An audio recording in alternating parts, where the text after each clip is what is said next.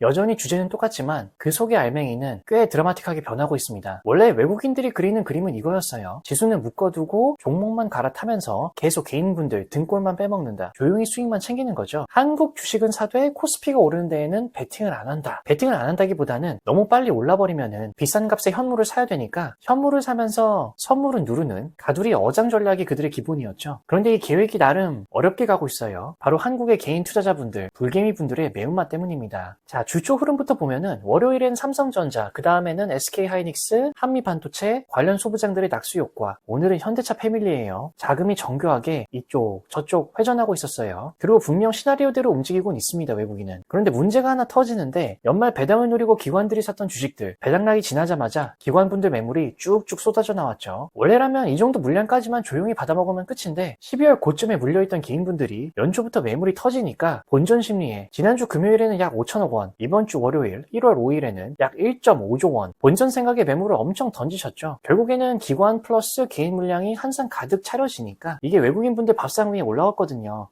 나왔는데 또 밥상 차려졌는데 또 안 먹을 순 없죠. 그래서 좀 오바를 합니다. 월요일날 2.3조 원 그냥 전부 흡수해버리죠. 특히 시가총액 상위주들 위주였죠. 삼성전자 같은 경우가 지난주 금요일, 이번 월요일 말도 안 되는 흡수력이었어요. 원래는 기본적으로 현물, 선물 1대1로 맞추는 플레이가 근본 가두리장 전략에서는 가장 이상적인데 월요일엔 솔직히 좀 오바 많이 했습니다. 솔직히 지수를 그렇게 올리고 싶진 않았거든요. 일단 월요일날 너무 많이 먹을 수 있는 게 나오다 보니까 그냥 쫙쫙 다 먹으면서 지수가 생각보다 많이 폭주한 겁니다. 월요일에도 원래는 현물 매수, 선물 매도 1대1 정도로 가져가야 이상적인데 과식을 하다 보니까 현물 2.3조 원 매수, 선물은 약 1조 원가량 매도했죠. 그리고 코스피 지수는 계속 사상 최고가 경신, 월요일에만 3.43% 올랐잖아요. 엄청난 겁니다. 자, 일단 잠시 화요일로 넘어가기 전에 왜 이렇게 외국인들이 삼성전자를 과식했느냐, 일단 그렇게 많이 먹은 이유를 알아봐야겠죠. 국내 증권사뿐만이 아니라 외국계 증권사분들도 목표가를 많이 올렸습니다. 그래서 스마트머니 물량들이 많이 들어온 것도 있지만은 가장 결정적인 이유는 삼성전자 예상 영업이익 시장 컨센서스가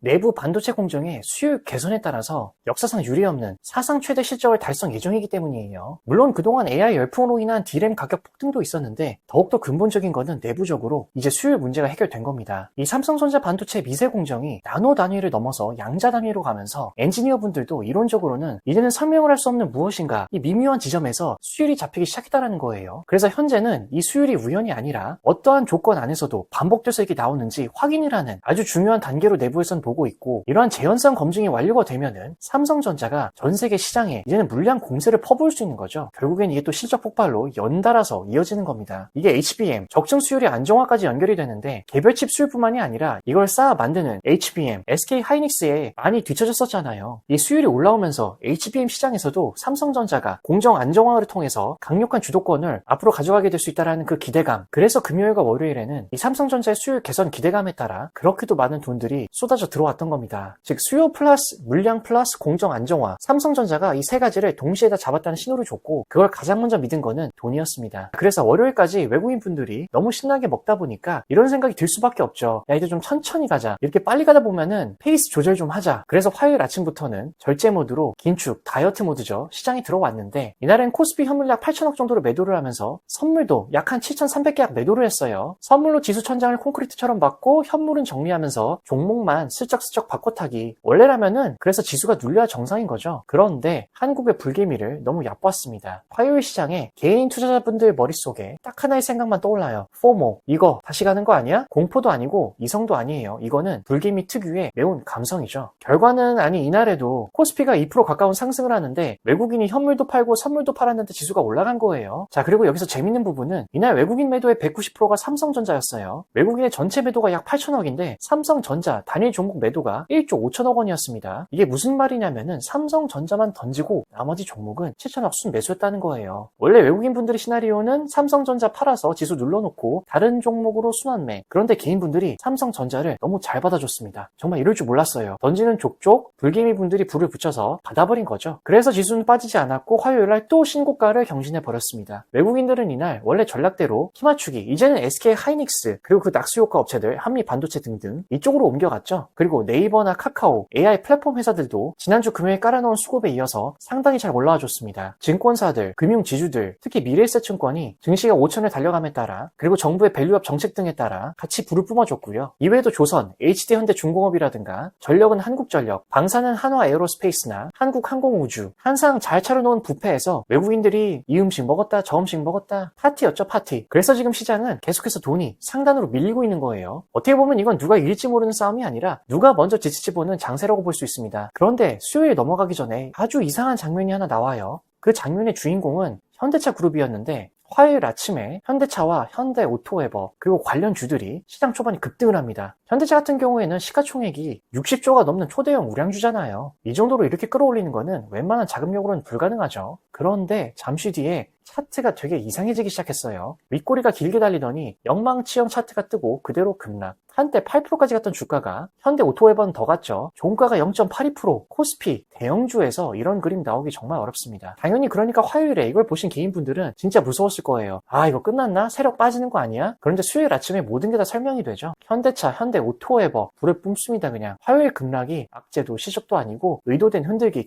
개미털기였어요. 진짜 매종해도 이렇게 매종할 수가 없습니다. 이렇게 시총 큰 회사를 일부러 끌어올렸다가 일부러 패대기 친다? 왜 했을까요? 왜 하필 현대차 그룹이었을까요? 자 힌트는 로보틱스인데 12월 말부터 시장은 이미 로봇 테마로 한 차례 크게 불탔어요. 레인보우 로보틱스, 로보티즈, SPG, 워닉홀딩스, 클로봇. 그때도 현대차 그룹 전반적으로 현대무벡스까지 쫙 다 돌았습니다. 이미 세력들도 로봇에서 충분히 먹었어요. 보통 이쯤 되면 그래서 테마는 식는데 현대차 그룹이 좀 달랐죠 이번에는. 과거의 기술 과시용 로봇이 아니었어요. 공중 제비용 과시용이 아니라 공장에서 일하기 위해 태어난 겁니다. 외형부터 좀 다른데 삐까뻔쩍한 전시형이 아니라 투박한 현장형 디자인이고 대량 생산을 전제로 한 원가 구조, 이미 시전 테스트 중이고요. 24시간 가동 가능한 산업 표준을 마련했어요. 이 로봇은 사람을 닮으려고 태어난 게 아니라 좁은 공장 공간에서 효율적으로 움직이기 위해서 태어난 겁니다. 그리고 여기서 이 스토리의 진짜가 등장하는데 현대차, 보스톤 다이내믹스, 엔비디아, 구글 딥마인드 이 조합들의 뭉침이 피지컬 AI 생태계를 구성을 해요. 현대차는 실제 공장 데이터, 대량 생산 인프라를 제공, 보스톤 다이내믹스는 세계 최고 수준의 로봇 하드웨어를 제공하죠. 엔비디아는 시뮬레이션, 로봇 두뇌 연산을 줘요. 구글 딥마인드는 월드 모델, 상황 판단 지능, 결국 결과는 로봇이 공장을 이해하고 스스로 판단하며 움직이는 지능형 노동력이 된 겁니다. 이 순간부터 현대차의 정체성이 바뀐다고 시장은 판단을 한 거고 자동차 제조사가 아니라 로봇 제조 대기업이라는 거죠. 보스톤 다이내믹스도 이제 연구소가 아닙니다. 수익을 내는 제품군으로 공식 전환을 하는 단계인 거예요. 그래서 스마트머니가 이 멀티플을 자동차 업종으로 보면 안 된다. 로봇 플랫폼 기업으로 재평가해야 된다. 그럼 어떻게 해야 될까요? 개인분들을 또 한 번 떨구고 우리가 다 먹고 그 다음 올린다. 야박하지만은 이게 현실입니다. 대한민국에서 가장 진심인 로봇 기업은 현대차다. 그런데 이 스토리가 수요일